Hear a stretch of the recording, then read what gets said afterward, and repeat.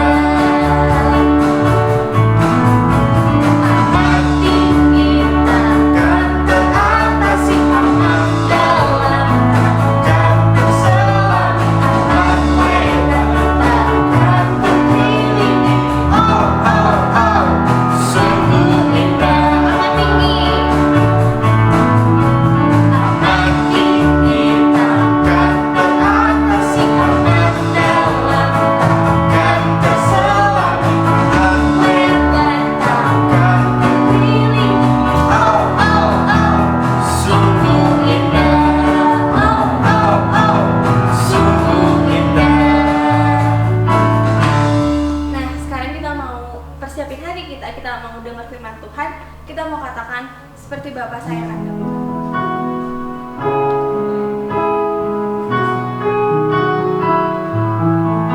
Kita mau tunjukin sikap yang sungguh-sungguh, kita mau tutup mata.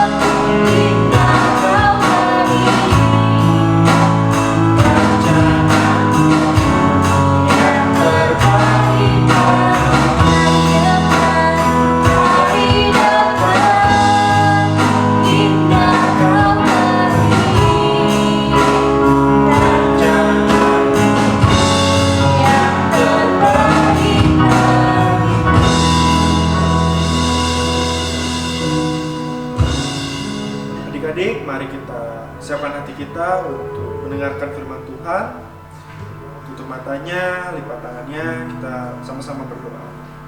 Tuhan, terima kasih Tuhan, Engkau sungguh baik. Pada pagi hari ini Tuhan, kami siap untuk mendengarkan firman-Mu. Kami telah memuji dan memuliakan nama-Mu Tuhan. Tuhan, Engkau berkati Tuhan, guru yang akan memberitakan, menceritakan sedikit dari firman-Mu. Dan biarkanlah firman-Mu ini Tuhan menjadi rema di hati kami masing-masing. Terima kasih Tuhan, hanya di dalam nama Tuhan Yesus kami telah berdoa dan mengucap syukur. Haleluya, amin. Selamat pagi adik-adik. Nah, sebelum mendengarkan firman Tuhan, bagi adik-adik yang mau memberi persembahan dapat men-scan barcode di layar ini melalui OVO atau GoPay. Tuhan Yesus memberkati. Dadah. Shalom adik-adik semua. Ya, baik lagi sama aku di ibadah sekolah minggu. Nah, adik-adik tadi udah memuji dan memuliakan Tuhan kan? Tadi juga kita udah doa. Jadi sekarang kita mau ngapain? Iya, benar banget. Kita mau mendengarkan sedikit dari firman Tuhan. Nah, adik-adik pasti pada ingat kan minggu lalu siapa yang cerita sama ceritanya tentang apa? Kalau pada ingat, kita langsung ke cerita hari ini ya. Cerita hari ini judulnya adalah Yusuf melakukan yang terbaik. Nah, adik-adik semua, waktu dulu kan adik-adik pasti pernah dengar ya, kalau Yusuf itu dijual kepada Potifar. Nah, pada waktu itu ketika Yusuf akhirnya dibeli oleh Potifar dan tiba di Mesir, Yusuf jadi budak. Nah, adik-adik tahu gak sih budak itu apa? Atau mungkin ada yang pernah dengar? Iya, benar banget. Budak itu adalah seseorang yang harus melakukan semua yang Tuhannya perintahkan. Nah, adik-adik semua, waktu itu meskipun Yusuf menjadi budak, dia melakukan segala sesuatunya dengan baik. Dia melakukan apapun yang diperintahkannya dengan baik. Meskipun pada waktu itu budak itu dipandang tidak baik, meskipun dipandangnya rendah, tapi Yusuf tetap melakukan segala sesuatu dengan baik. Nah, tibalah ada suatu saat di mana istri dari Potifar suka sama Yusuf. Dia jadi jatuh cinta sama Yusuf. Tetapi karena istri Potifar itu sudah memiliki suami, jadinya Yusuf berintegritas untuk tidak suka balik kepada istri Potifar tersebut. Nah, adik-adik semua, jadinya Potifar jadi sedih karena Yusuf gak suka balik sama dia. Dia jadi sedih, dia berpikir, wah, aku harus ngapain ya? Ya, dia gak suka sama aku nih, aku harus ngapain ya? Nah, akhirnya istri Potifar itu jadi benci sama Yusuf. Jadinya dia bersaksi dusta tentang Yusuf. Segala yang dia lakukan baik jadi diburuk-burukin sama istri Potifar. Nah, akhirnya suaminya, yaitu Potifar, mempercayai apa yang dibicarakan oleh istrinya. Jadinya Yusuf masuk penjara deh. Kasian banget ya, padahal Yusuf gak melakukan apa-apa loh, tapi dia malah jadi masuk penjara. Nah, tetapi adik-adik, ketika Yusuf di penjara, dia tetap melakukan yang terbaik. Karena kepala penjara itu tahu kalau Yusuf adalah orang yang baik, orang yang bertanggung jawab. Jadinya dia mempercayakan semua tahanan kepada Yusuf. Dan Yusuf melakukan segala sesuatu dengan baik. Nah, adik-adik semua, tibalah suatu hari ada juru minuman dan juru roti dari Potifar. Mereka masuk penjara nih adik-adik. Kedua-duanya mendapatkan sebuah mimpi. Nah, karena mereka nggak tahu mimpinya maksudnya apa, jadinya mereka meminta tolong Yusuf untuk menjelaskan mimpi tersebut.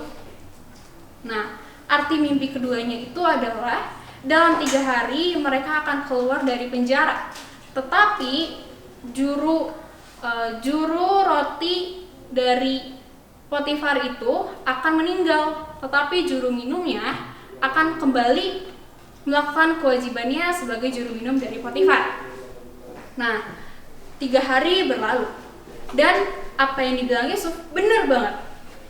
Apa yang dikatakan oleh Yusuf itu terjadi adik-adik.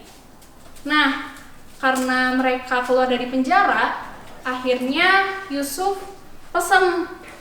meminta tolong kepada juru minuman untuk tolong dong kalau misalnya kamu keluar, nanti kasih tahu dong ke Potifar kalau saya bisa mengartikan mimpi itu, dengan harapan supaya Yusuf bisa keluar juga dari penjara. Tapi adik-adik, sayangnya juru minumannya melupakan Yusuf dan gak mau melakukan apa yang Yusuf bilang. Akhirnya Yusuf tetap diam di penjara deh. Dalam 2 tahun, tiba-tiba Fir'aun mendapatkan sebuah mimpi. Mimpinya ini adalah terdapat 7 buah lembu gemuk dan juga 7 buah bulir yang subur. Tetapi ada satu mimpi lagi, yaitu 7 buah lembu kurus dengan 7 buah bulir gandum yang tidak subur adik-adik. Nah, karena Firaun ini sangat terganggu dengan mimpi itu, akhirnya dia meminta Yusuf untuk mengartikan mimpi itu. Dan Yusuf mengartikannya sebagai ada 7 tahun di mana mereka akan berlimpah-limpah. Maksudnya adalah panennya berlimpah, kondisi negaranya makmur, dan lain-lain. Tetapi ada 7 tahun lagi di mana terjadi kekeringan, yang maksudnya adalah tidak akan turun hujan. Jadinya segala panen mereka tidak akan subur. Kemudian juga mereka menjadi tidak makmur. Begitu adik-adik. Nah adik-adik semua, karena Yusuf bisa mengartikan mimpi itu, akhirnya dia dibebaskan dari penjara adik-adik. Nah, apa sih yang bisa kita pelajarin dari cerita Yusuf ini? Adalah kita harus melakukan yang terbaik dalam kondisi apapun. Meskipun kita lagi susah, meskipun ada banyak pekerjaan, meskipun kita lagi sedih, meskipun lagi kecewa, atau misal kita lagi banyak tugas, lagi nilai ulangannya jelek dan lain-lain, tapi kita tetap harus melakukan yang terbaik. Kita jangan kecewa dengan satu hal. Misal, kalau misalnya adik-adik udah belajar dengan keras, tapi waktu ulangan nilainya jadi jelek, terus kita jadi kecewa, akhirnya kita nggak mau melakukan yang terbaik lagi. Nah itu nggak boleh adik-adik. Kita harus tetap melakukan segala sesuatu dengan baik. Kita harus melakukan yang terbaik dan hanya untuk kemuliaan nama Tuhan aja. Dan biarlah semuanya yang kita lakukan itu untuk mengharumkan, untuk menjadi sebuah persembahan yang harum adik-adik. Mungkin itu aja yang bisa saya sampaikan. Kita mau belajar untuk memberikan yang terbaik buat Tuhan. Kalau begitu adik-adik kita lipat tangannya, kita tutup matanya, kita mau berdoa. Mari kita berdoa. Tuhan Yesus yang baik, terima kasih buat kasih setia Tuhan yang begitu luar biasa bagi kehidupan kami. Terima kasih Tuhan kalau pada hari ini Kau telah mengumpulkan kami, meskipun tidak berkumpul secara langsung, tapi kami mau yakin dan percaya kalau Tuhan hadir dan bersama-sama dengan kami.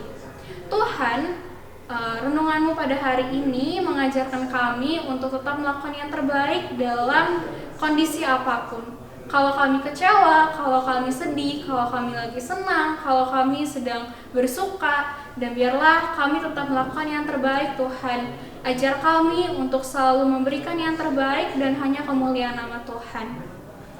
Biarlah firman-Mu ini bisa menjadi rema dalam kehidupan kami sehari-hari dan bisa menjadi sebuah kebiasaan yang tidak pernah luntur dalam kehidupan kami.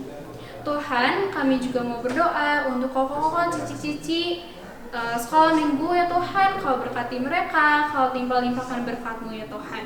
Kau berikan kesehatan, kekuatan, dan juga hikmat yang berasal daripada Tuhan. Kami juga berdoa Tuhan untuk orang tua kami yang ada yang bekerja maupun yang di rumah. Kau yang berkati Tuhan, Kau berikan kesehatan, kekuatan, dan juga hikmat yang daripada Tuhan. Kesempatan ini kami serahkan semuanya ke dalam tangan Tuhan. Kehidupan kami serahkan hanya ke dalam tangan Tuhan Yesus aja. Terima kasih Tuhan, terima kasih Yesus. Kami sudah berdoa dan ucap syukur. Haleluya, amin. Oke adik-adik, sampai ketemu minggu depan. Tuhan Yesus memberkati.